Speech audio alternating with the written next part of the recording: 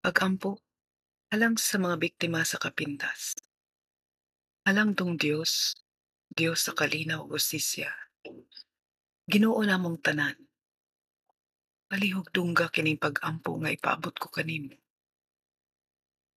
Nagasakit ang akong dugan sa mga masud-ungan nga balita ug uban pang madungog nga istorya kabahin sa mga kapintas nga nahiaguman sa akong isig kaingon.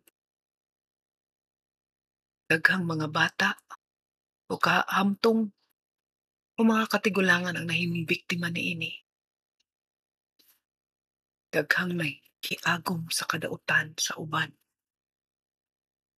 Ginoo, luwas sa mga nangamatay ug dad-a sila sa imong gingharian. Hinaot nga mahatagan sila og hustisya ug kalinaw. Tabangi usab ang mga naluwas nga magpabilin silang lig-on bisan pa sa ilang naagian. Hatagi sila og kalingkawasan gikan sa pait nga kasinatian. Panalipdi sila gikan sa mga daotang tumong, sa mga malisya, sa mga hagit, mga hulga, sa mga kahadlok kay ilang gibati. Ug gikan usab sa gibating kasubo ug pagkalusno nga mamahimo silang mubuhat og kadaot sa ilang kaugalingon. Hinaot nga maundang na kining mga daotang lihok.